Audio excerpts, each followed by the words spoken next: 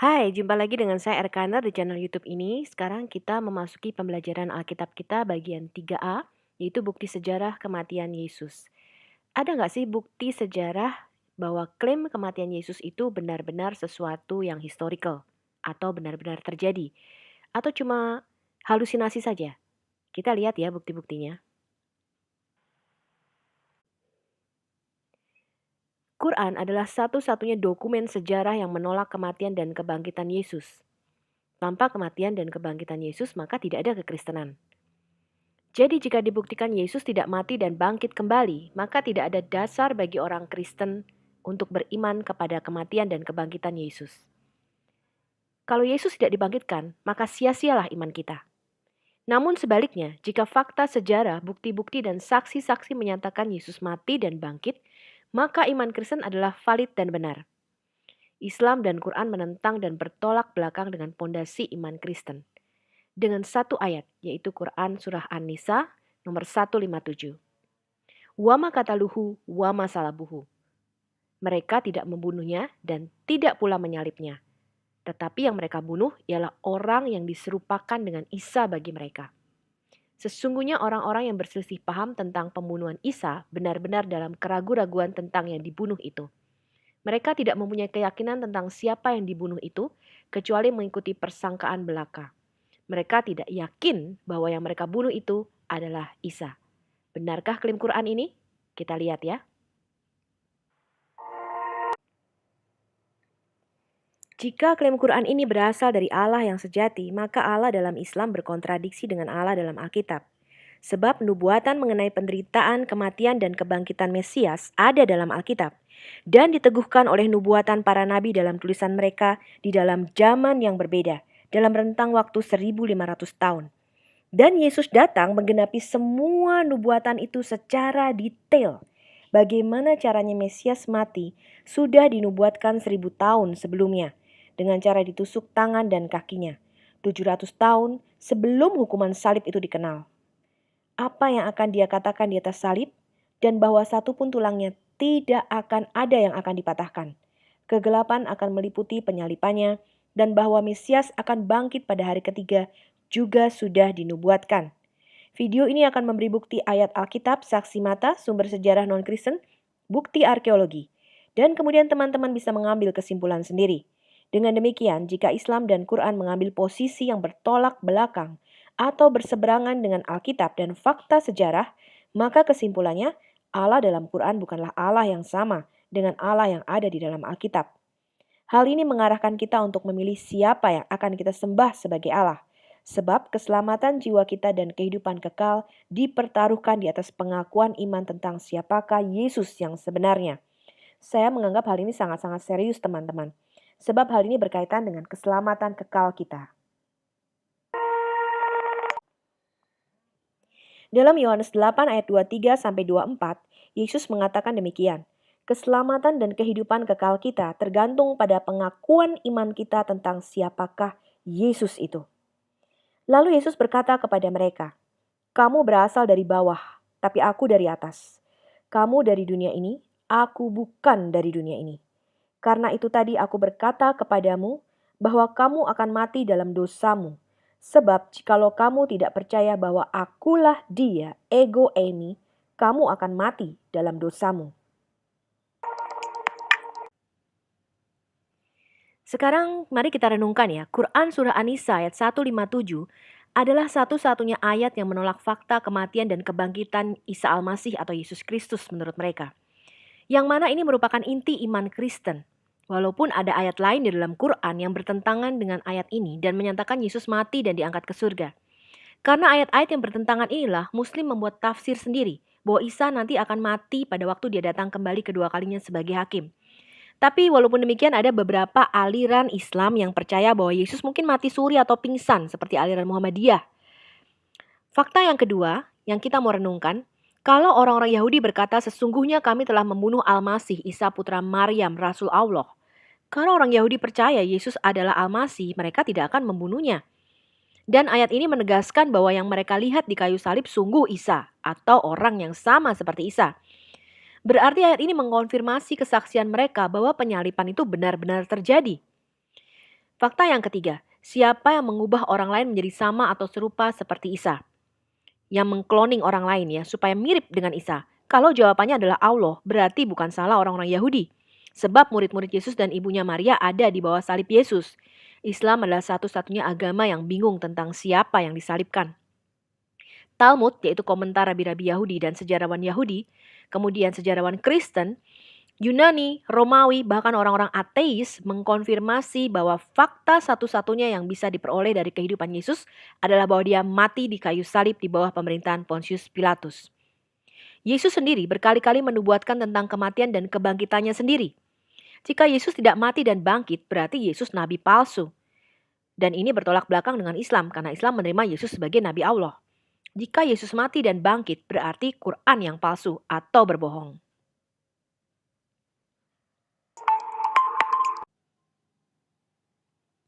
Quran Surat An-Nisa 157 ini bertentangan atau berkontradiksi dengan 3 ayat lainnya di dalam Quran sendiri ya teman-teman. Anda perlu pause video ini atau perlu catat ya. Quran Surah Maryam ayat 33. Di sini Isa berkata katanya, dan kesejahteraan semoga dilimpahkan kepadaku pada hari aku dilahirkan, pada hari aku meninggal, dan pada hari aku dibangkitkan hidup kembali. Kemudian Al-Maidah 117 mengatakan, supposedly ini Isa Al-Masih sendiri ya yang berkata, aku tidak pernah mengatakan kepada mereka kecuali apa yang engkau perintahkan kepadaku untuk mengatakannya, yaitu sembahlah Allah, Tuhanku dan Tuhanmu, dan adalah aku menjadi saksi terhadap mereka selama aku berada di antara mereka.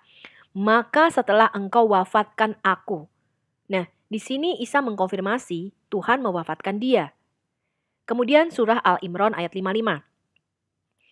Ingatlah ketika Allah berfirman, hai Isa, sesungguhnya aku akan menyampaikan kamu kepada akhir ajalmu dan mengangkat kamu kepadaku serta membersihkan kamu dari orang-orang yang kafir dan menjadikan orang-orang yang mengikuti kamu di atas orang-orang kafir hingga hari kiamat. Di sini dikonfirmasi sendiri ya bahwa Isa itu akan mati dan kemudian diangkat ke surga. Ayat ini bertentangan dengan An-Nisa 157. Ya, teman-teman putuskan sendiri ya.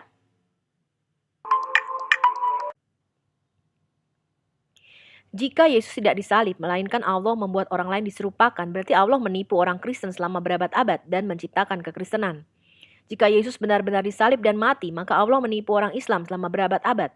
Berarti benarlah nama Khairul Makirin, yaitu pembuat tipuan terbaik, sebagai nama Allah di Quran Surah 8 Al-Anfal ayat ke-30. Sekarang kita mau lihat dokumen sejarah non-Alkitab.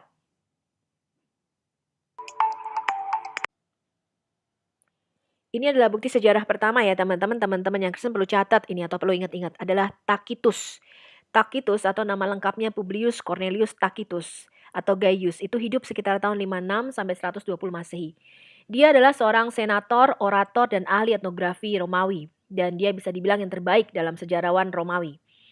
Namanya didasarkan pada kata Latin Tacitus atau artinya diam, dari mana kita mendapatkan kata Inggris tacit. Dua bukunya yang terkenal adalah Annals dan Historis. Dia mendokumentasikan pemerintahan Kaisar Tiberius, Claudius, Nero, dan mereka yang memerintah pada tahun 4 Kaisar, yaitu sekitar tahun 69 Masehi. Kedua karyanya ini merentangkan sejarah kekaisaran Romawi dari kematian Agustus pada tahun 14 Masehi hingga tahun awal-awal perang Yahudi Romawi pada waktu itu, yaitu pada tahun 70 Masehi, di mana bait suci dihancurkan ya pada tahun 70 Masehi. Karya besar terakhir Tacitus itu berjudul Annals, itu ditulis sekitar tahun 116 sampai 117 Masehi. Termasuk di dalamnya ada biografi Nero. Pada tahun 64 Masehi, ketika terjadi kebakaran di kota Roma, Nero dicurigai secara rahasia memerintahkan pembakaran bagian kota di mana ia ingin melaksanakan proyek pembangunan. Ya sama kayak di Indonesia sekarang ya, kalau nggak mau pindah dibakar. Nah pada waktu itu, dia mencoba mengalihkan perhatian dan kesalahan ini kepada orang-orang Kristen. Jadi dia menuduh orang-orang Kristen lah yang menyebabkan kebakaran di Roma pada waktu itu. Dan ini adalah kesempatan bagi Tacitus untuk menyebut orang-orang Kristen yang sangat dia benci. Salah satu tulisannya yang saat ini banyak dikenal adalah Annals di dalam buku 15 pasal 44 yang ditulis tahun 116 Masehi, di mana terdapat satu bagian mengenai Kristus dan Pontius Pilatus. Dan juga terjadi pembunuhan massal terhadap orang-orang Kristen setelah kebakaran 6 hari yang menghanguskan sebagian besar kota Roma di bulan Juli tahun 64 Masehi yang disulut oleh Kaisar Nero pada waktu itu. Begini tulisannya teman-teman. Akibatnya untuk menyingkirkan laporan itu, Nero menimpakan kesalahan dan memberikan siksaan yang paling berat untuk suatu kelompok yang dibenci karena ketidaksalehan mereka terhadap dewa-dewa Romawi yang disebut Kristen oleh masyarakat. Kristus, orang yang menjadi asal dari nama itu, menderita hukuman ekstrim dalam pemerintahan Tiberius di tangan seorang prokurator kita Pontius Pilatus. Jadi Tacitus di sini membenarkan bahwa Yesus Kristus, ya, yang disebut Kristus itu mati, teman-teman, dihukum di dalam pemerintahan Kaisar Tiberius di bawah Pontius Pilatus. Ini sejarah. Dan tahayul yang sangat menyesatkan, seperti telah diteliti saat ini, menyebar lagi tidak hanya di Yudea. Sumber pertama kejahatan ini, jadi dia melihat bahwa Kristen ini ada sumber kejahatan, tapi juga di Roma, di mana semua hal yang menjijikkan dan memalukan dari berbagai belahan dunia menemukan pusatnya dan menjadi populer di Roma. Pada waktu itu Roma seakan-akan kayak New York City begitu ya teman-teman. Karenanya dilakukan penahanan kepada semua yang mengaku bersalah, kemudian berdasarkan informasi mereka, orang-orang sejumlah besar banyak didakwa, bukan hanya untuk kejahatan membakar kota, tetapi untuk kebenciannya terhadap manusia. Segala bentuk pengejekan juga ditambahkan kepada kematian mereka. Jadi bagaimana nih gereja mula-mula dibunuh, teman-teman? Ditutupi dengan kulit binatang, mereka dicabik-cabik oleh anjing-anjing dan binasa, dan mereka dipakukan di kayu salib, dan mereka dilemparkan ke dalam api dan dibakar menjadi terang pada waktu malam ketika hari sudah berakhir. Saya sangat sedih teman-teman dalam membaca ini. Bagaimana gereja mula-mula mempertahankan imannya sampai mati. Dan matinya itu dengan cara apa? Dicabik-cabik oleh anjing. Teman-teman ya, dipaku di kayu salib, dilemparkan di dalam api. Apakah kita mau bayar harga teman-teman seperti mereka? Yesus berkata, kalau kamu kehilangan nyawamu demi aku, kamu akan memperolehnya. Sanggup gak kita teman-teman bersaksi seperti gereja mula-mula ini? Mereka mati mempertahankan imannya. Inilah yang Tacitus tulis teman-teman. Kutipan berikut ini diterjemahkan dari bahasa Latin oleh Robert Van Voorst. Bukan upaya manusia maupun kemurahan hati kaisar atau kehendak para dewa yang mengakhiri kepercayaan skandal bahwa kebakaran itu diperintahkan oleh Nero. Dan oleh karena itu, untuk menghilangkan rumor itu, Nero menuduh sebagai penjahat dan menghukum dengan cara yang paling tidak biasa karena tindakan memalukan mereka. Yang oleh banyak orang disebut Christians. Pendiri nama ini yaitu Chris atau Kristus dalam bahasa Latin, telah dieksekusi dengan hukuman ekstrim pada pemerintahan Tiberius oleh prokurator kita Pontius Pilatus. Rumor ini diredakan untuk sementara waktu. Rumor maut ini meletus lagi tidak hanya di Yudea, asal mula kejahatan ini, tapi juga di kota Roma, di mana segala sesuatu yang mengerikan dan memalukan dari segala tempat berkumpul dan menjadi terkenal. Di dalam bukunya Annals, ya, 1544. Pernyataan singkat Tacitus tentang Kristus dengan jelas menguatkan Alkitab Perjanjian Baru tentang rincian historis tentang kematian Yesus. Tacitus di sini menyajikan 4 hal penting teman-teman, yaitu pengetahuan yang akurat tentang Yesus. Pertama, Kristus yang digunakan oleh Tacitus untuk merujuk pada Yesus adalah salah satu cara yang khas yang digunakan beberapa orang untuk merujuk kepadanya. Karena nama Yesus atau Yeshua itu nama yang umum bagi orang Yahudi. Jadi banyak Yesus waktu itu. Meskipun Tacitus secara keliru menyebutkan Kristus untuk nama pribadi, bukan sebagai julukan atau gelar. Kristus ini dikaitkan dengan permulaan gerakan orang-orang Kristen yang namanya berasal dari nama Kristus. Ya, jadi nama orang-orang yang pengikut Kristus pada waktu itu namanya Christians. Kristus ini juga dieksekusi oleh gubernur Romawi di Yudea. Dan yang keempat, dia mengonfirmasi saat kematiannya adalah masa pemerintahan Pontius Pilatus di Yudea pada masa pemerintahan Tiberius. Ya, dan ini yang saya pegang dan saya yakini nanti kita go through kepada sejarah dan go through to the Bible.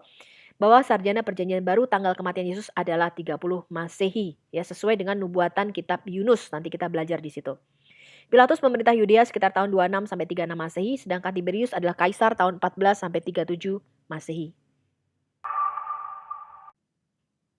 Teman-teman, ini bukunya ya yang ditulis oleh Tacitus. Anda bisa lihat sendiri atau Anda bisa beli di Amazon, atau kalau Anda jalan-jalan ke Florence, Italia, jangan cuma shopping-shopping teman-teman, tapi juga pergi ke museumnya, belajar sejarah ya, jangan cuma beli tas Hermes aja. Ini adalah disimpan di Museum Florence, Italia bersama dengan beberapa manuskrip dan buku lainnya milik keluarga Medici ya. Tacitus tidak memberitahu kita banyak tentang siapakah Yesus Kristus ya, namun apa yang dia katakan itu setuju dengan perjanjian baru. Dari komentar singkatnya, kita belajar fakta-fakta berikut tentang Yesus Kristus dalam sejarah. Bahwa dia dikenal sebagai Kristus atau Sang Mesias. Pengikutnya diberi nama menurut gelarnya ya, yang disebut dengan Christians, maksudnya adalah Kristen. Kemudian gerakan yang ia dirikan itu dimulai di Yudea.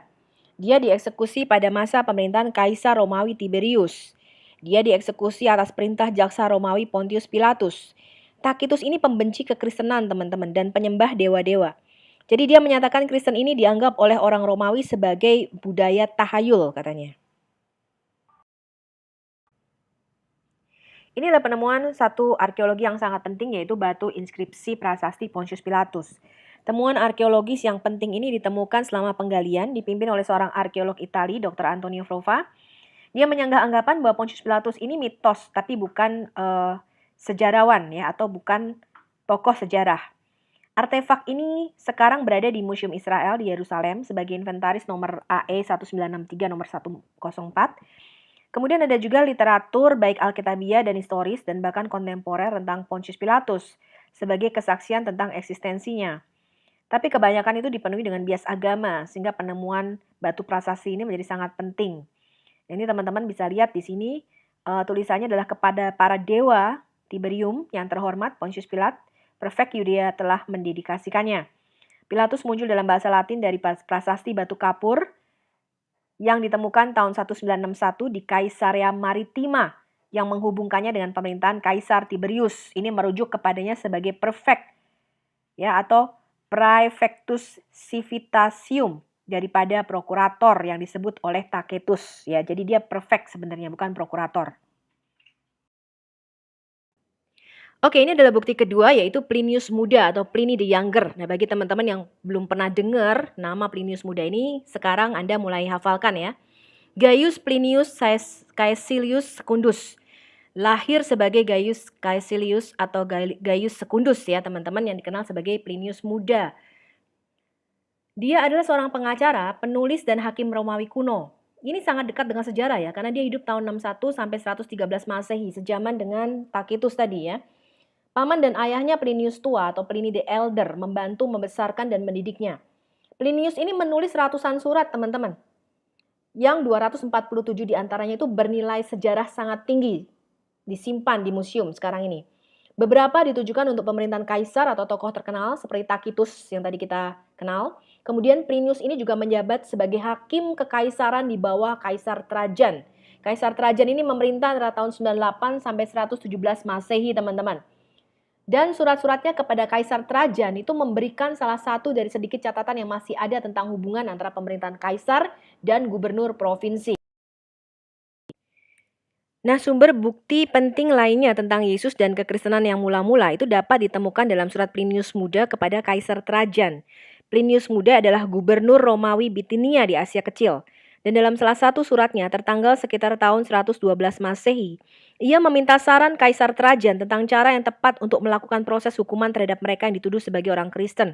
Jadi Plinius Muda ini mengatakan dia perlu konsultasi dengan Kaisar tentang masalah ini, karena banyak sekali orang dari segala jenis usia, kelas, dan jenis kelamin yang dituduh beragama Kristen. Ini adalah surat Plinius Muda kepada Kaisar Trajan.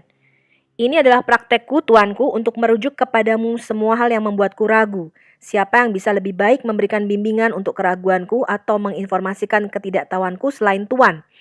Aku belum pernah ambil bagian dalam pengadilan orang Kristen, jadi aku tidak tahu pelanggaran apa yang harus dihukum atau diselidiki atau sampai sejauh mana. Dan saya sedikit ragu, apakah harus ada perbedaan berdasarkan usia atau tidak ada perbedaan antara yang sangat muda yang jauh lebih dewasa? Apakah pengampunan diberikan jika mereka bertobat? Atau jika seorang pernah menjadi Kristen, apakah itu tidak relevan jika ia telah berhenti menjadi seorang Kristen? Apakah seseorang harus dihukum karena dia Kristen, bahkan jika ia tidak melakukan pelanggaran, dan hanya pelanggaran yang dilakukan sehubungan dengan nama Kristen itu sendiri? Plinius Muda menulis teman-teman bahwa orang-orang Kristen awal mula-mula itu mereka memiliki kebiasaan untuk bertemu pada hari tertentu yang tetap sebelum hari terang. Dan mereka menyanyikan lagu-lagu pujian sebagai nyanyian rohani kepada Kristus seperti kepada dewa atau Allah. Jadi mereka menyembah Yesus sebagai Allah atau sebagai Tuhan. dan mengikat diri mereka sendiri dengan sumpah tulus, bukan untuk perbuatan jahat, tapi untuk tidak pernah melakukan kejahatan. Jadi orang Kristen mula-mula itu melakukan sumpah untuk tidak melakukan kejahatan, tidak melakukan penipuan, pencurian, atau perzinahan, dan tidak pernah memalsukan kata-kata mereka atau menyangkal kepercayaan mereka ketika mereka dipanggil untuk ditanyai. Wow, betapa hebatnya orang Kristen mula-mula ini ya teman-teman. Kita harus benar-benar kembali kepada gereja mula-mula, mencontoh iman mereka.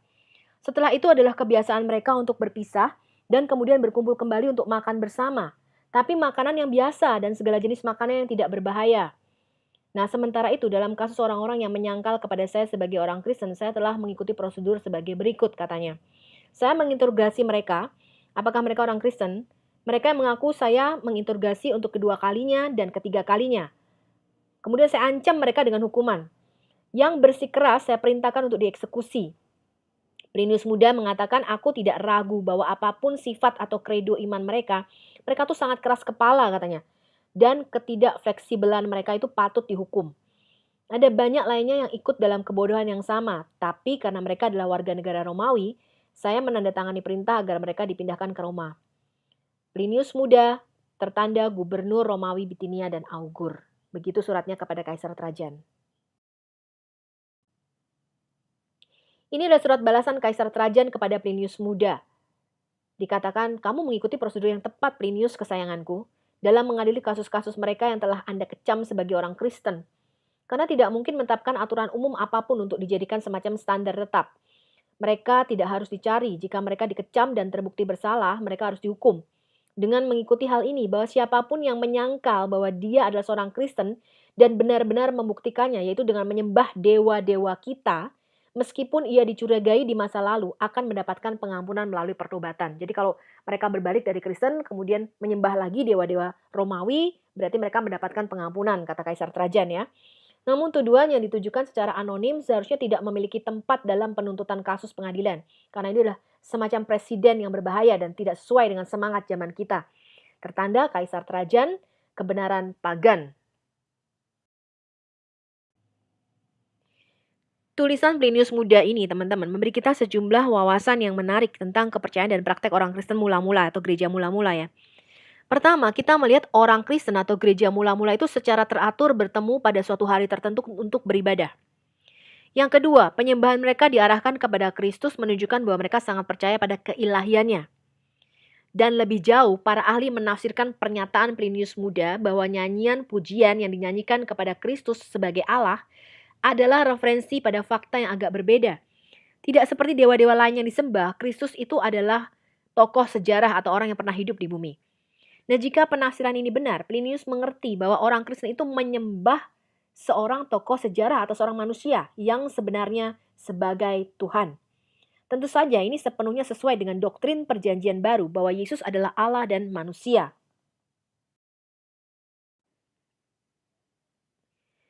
Tidak hanya surat Plinius Muda yang membantu kita memahami apa yang dipercaya orang Kristen awal tentang pribadi Yesus. Surat itu juga mengungkapkan penghargaan yang tinggi terhadap apa yang mereka miliki dan ajaran-ajarannya. Misalnya Plinius mencatat orang-orang Kristen awal itu mengikat diri mereka dengan sumpah tulus untuk tidak melanggar berbagai standar moral. Dan ini menemukan sumber iman mereka di dalam ajaran moral Kristus. Ya, kita melihat bahwa gereja mula-mula itu sangat saleh. Ya, mereka benar-benar sangat takut karena rasul-rasul itu melakukan tanda dan mujizat-mujizat yang hebat. Dan selain itu, teman-teman, rujukan Plinius pada kebiasaan Kristen untuk jamuan makan bersama, ini adalah komunion ya teman-teman, mengacu pada ketaatan mereka, yaitu pada persekutuan dan perjamuan kasih pada waktu itu. Nah, penafsiran ini membantu menjelaskan klaim Kristen bahwa perjamuan itu hanya makanan biasa dan tidak jahat, karena mereka dituduh mereka itu melakukan ritual kanibalisme, teman-teman. Karena kan orang Kristen kalau kita berkomuni, kita minum anggur dan makan roti, kita mengatakan kita minum darah Yesus dan makan tubuh Kristus ya. Jadi kita dituduh sebagai ritual kanibalisme. Nah, sehingga orang-orang Kristen pada saat itu dengan rendah hati menolak serangan fitnah ini terhadap ajaran Yesus. Ya, terkadang kita harus melakukan hal yang sama hari ini, teman-teman. Nah, teman-teman, baik Plinius Muda maupun Kaisar Trajan tidak menyebutkan kejahatan apa yang dilakukan orang-orang Kristen. Ya, jadi nggak ada kejahatan. Mereka nggak merampok, nggak membunuh, tidak memperkosa. Hanya simple karena mereka Kristen. Ya. Nah, Sumber-sumber sejarah lainnya juga tidak memberikan jawaban apapun teman-teman untuk apa mereka dihukum. Tapi kemungkinan besar karena mereka menolak dengan keras kepala untuk menyembah dewa-dewa Romawi, ya. Sehingga ini membuat mereka seakan-akan melanggar peraturan Romawi pada waktu itu. Plinius Muda menyatakan bahwa ia memberi orang Kristen banyak kesempatan. Kalau mereka nggak bersalah, jika mereka menolak ketiga kalinya, mereka bisa dieksekusi teman-teman, ya. Plinius menyatakan bahwa penyelidikannya tidak mengungkapkan apapun di pihak orang Kristen kecuali praktek-praktek yang tidak berbahaya dan tahayul yang berlebihan katanya. Namun Plinius tampaknya khawatir dengan penyebaran tahayul yang cepat ini dan memandang pertemuan Kristen sebagai titik awal potensial untuk memberontak.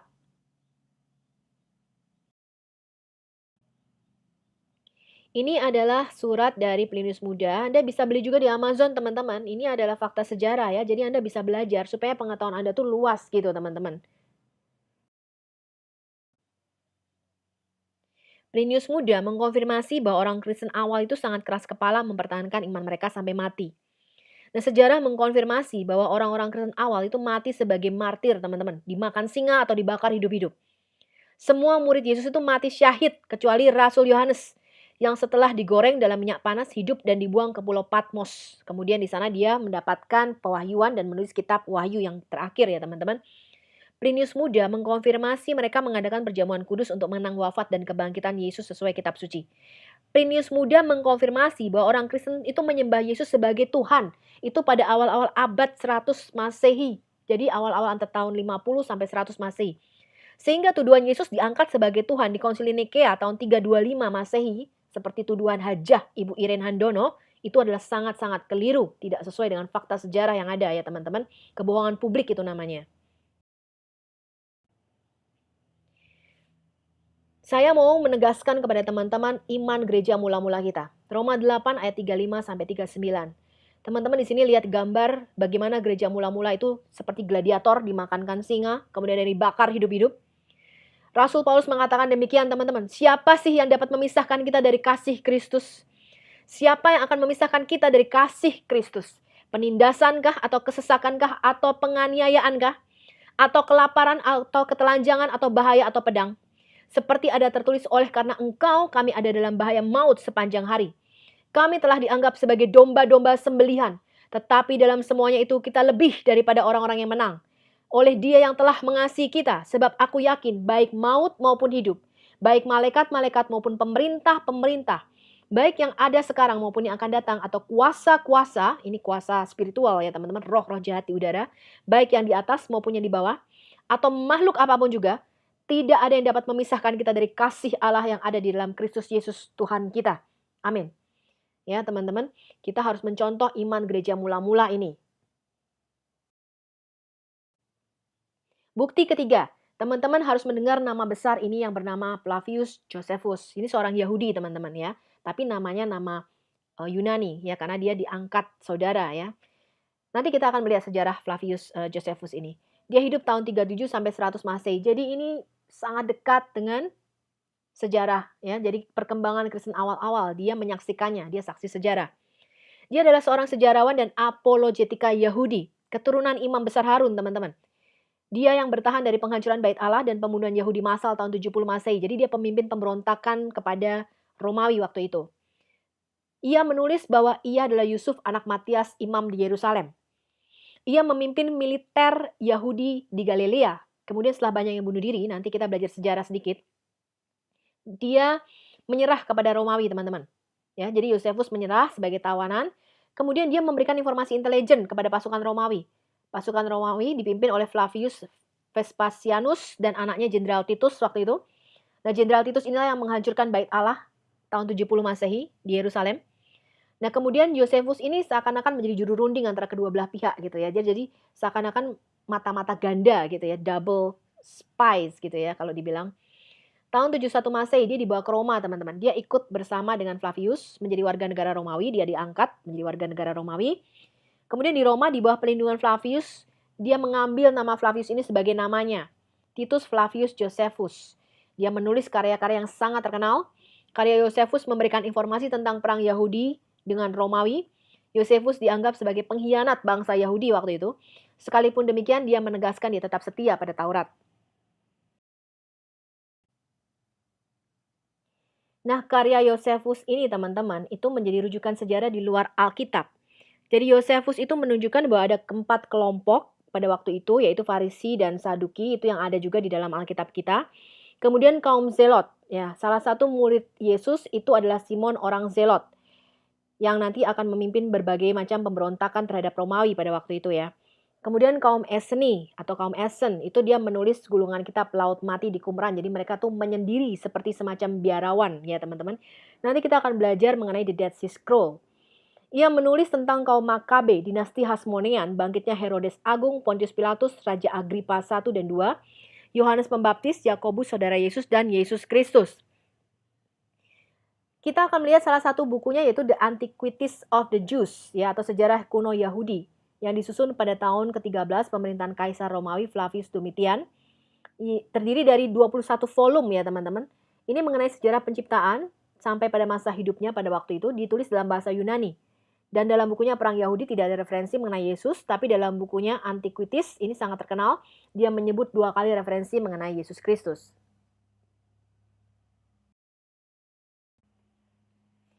Oke, ini kita lihat ada 21 volume bukunya. Kalau teman-teman mau beli, bukunya juga dijual di Amazon.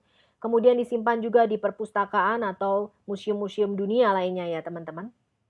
Nah, Anda bisa lihat di sini teman-teman, dia menceritakan sejarah penciptaan sampai kematian Ishak, kemudian dan lain-lainnya ya urut. Nanti kita akan lihat apa bedanya rentang waktu kronologi yang ditulis oleh Yosefus dengan kodeks yang kita pakai sebagai bahan Alkitab.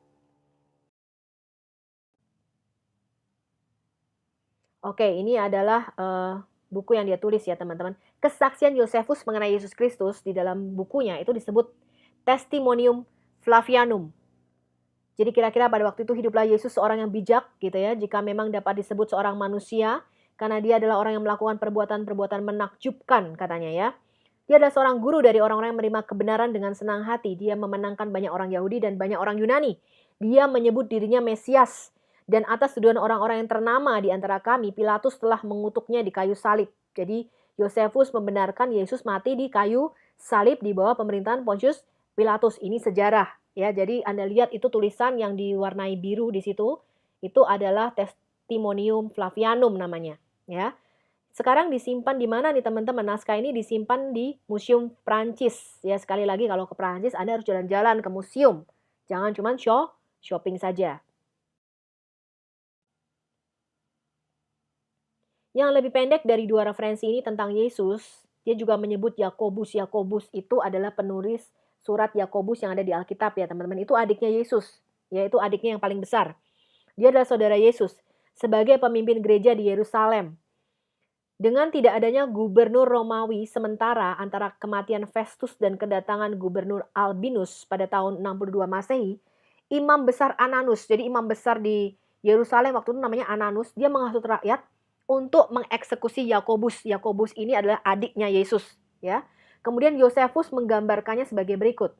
Yosefus menulis, karena itu orang seperti ini, yaitu orang Saduki yang tidak berperasaan, Ananus, berpikir bahwa ia memiliki kesempatan yang menguntungkan karena Festus waktu itu telah meninggal dan Albinus masih dalam perjalanan. Dia mengadakan pertemuan yang secara harfiah disebut Sanhedrin ya. Sanhedrin itu adalah pertemuan tua-tua Yahudi pada waktu itu. Kemudian dia memutuskan bahwa dia membawa saudara Yesus yang disebut Mesias itu bernama Yakobus. Ya, dia membuat tuduhan mereka telah melanggar hukum, lalu menyerahkan Yakobus untuk dirajam. Yosefus menyebut nama Yeshua disebut sebagai Mesias atau Yesus Kristus karena nama Yakobus maupun Yeshua itu adalah nama yang umum. Tapi sebutan Mesias itu hanya untuk satu orang pada waktu itu ya. Kemudian perikop yang lebih panjang dari bukunya The Antiquities of the Jews itu buku ke-18 dan 19 dikenal dengan nama tadi ya teman-teman, Testimonium Flavianum. Sama, saya ulangi lagi, tadi dia menulis sekitar masa ini hiduplah Yesus seorang manusia bijak. Jika memang seorang harus memanggilnya seorang manusia, karena ia adalah orang yang melakukan perbuatan yang menakjubkan, seorang guru dari orang-orang yang menerima kebenaran dengan senang hati. Dia memenangkan banyak orang Yahudi dan Yunani. Dia disebut Mesias. Ketika Pilatus mendengar dia dituduh oleh orang-orang yang memiliki kedudukan tertinggi di antara kami, telah mengutuknya untuk disalibkan. Jadi imam-imam besar dan imam-imam kepala itu menuduh Yesus waktu itu menghujat Allah karena Yesus menganggap dirinya adalah Allah. Ya, itulah alasan dia disalib. Orang-orang yang sejak awal mencintainya tidak menyerahkan kasih mereka sekalipun dalam kesusahan. Karena pada hari ketiga ia muncul untuk mereka kembali dalam keadaan hidup. Ya, para nabi Allah telah menubuatkan hal ini dan banyak hal menakjubkan lainnya tentang dia. Dan suku orang Kristen yang dinamai menurut namanya sampai hari ini masih ada, katanya. Oke, ini sedikit tulisan Yosefus tentang Yohanes Pembaptis, teman-teman. Yohanes yang bernama belakang Baptis katanya ya, adalah seorang pria yang baik yang mengajak orang-orang Yahudi mempraktekkan kebajikan, berlaku adil pada orang lain, dan saleh terhadap Allah, dan berkumpul bersama dalam baptisan. Dia mengajarkan bahwa baptisan dapat diterima oleh Allah asalkan mereka menjalani itu bukan untuk mendapatkan pengampunan dosa tertentu, tapi untuk pemurnian tubuh, jika jiwa sudah dimurnikan oleh kebenaran. Herodes takut akan kuasa dan pengaruhnya atas rakyat. Ya, menjadi begitu hebat dapat menyebabkan kebangkitan, mungkin pemberontakan ini ya teman-teman ya. Jadi dia berpikir lebih baik untuk menangkapnya dan membunuhnya sebelum dia menyebabkan keributan daripada harus menyesal dan jatuh ke dalam masalah seperti itu nantinya setelah pemberontakan terjadi. Jadi karena kecurigaan Herodes ini, Yohanes dikirim dengan dirantai ke Makairus, benteng yang kami sebutkan di atas, dan di sanalah dia dibunuh. Jadi Yohanes Pembaptis itu dipenggal matinya ya teman-teman ya, dipenggal kepalanya. Dan ini mengkonfirmasi apa kata Alkitab. Kita selesai di bab 3a ini teman-teman, nanti kita akan melanjutkan di bab 3b ya, bukti lainnya yaitu sejarah non-Alkitab. Tujuan pembelajaran Alkitab kita ini untuk kita belajar teman-teman, apakah Alkitab ini benar-benar firman Tuhan? Dari mana kita tahu? Apakah Alkitab yang kita pegang sekarang ini sama dan tidak berubah? Dari mana terbentuknya Alkitab? Siapa yang menyusunnya? Kalau Alkitab benar-benar firman Tuhan, apakah inti pesan di dalamnya? Apakah sama dengan Quran? Apakah ada bukti sejarah dan arkeologi atau sumber non-Kristen yang mendukung klaim Alkitab? Atau dengan kata lain, apakah Alkitab sejalan atau berlawanan dengan sejarah seperti Quran? Kemudian kita akan melakukan komparasi head to head dengan Quran. Kita akan melakukan komparasi kehidupan dan ajaran Yesus head to head dengan kehidupan dan ajaran Muhammad. Melatih orang-orang Kristen berapologetika dan tidak mudah digoyahkan imannya dan menjadi mu'alaf. Terima kasih teman-teman, sampai jumpa lagi di bab 3b. Kita akan belajar lebih banyak lagi. Silakan download dan sharingkan video ini ke teman-teman seluruh Indonesia. Saya kembali menutup dengan Roma 10 ayat 13-15 teman-teman. Sebab barang siapa berseru kepada nama Tuhan akan diselamatkan. Tapi bagaimana mereka dapat berseru jika mereka tidak percaya kepada Yesus? Bagaimana mereka dapat percaya kepada Yesus jika mereka tidak pernah mendengar tentang Yesus? Bagaimana mereka mendengar tentang Yesus jika tidak ada yang memberitakannya? Dan bagaimana mereka dapat memberitakannya jika mereka tidak diutus? Seperti ada tertulis betapa indahnya kedatangan mereka yang membawa kabar baik. Marilah kita membawa kabar baik Injil ini ke seluruh pelosok Indonesia, teman-teman. Indonesia pasti akan diselamatkan dan Tuhan akan mencurahkan Roh Kudus-Nya atas bangsa ini. Amin.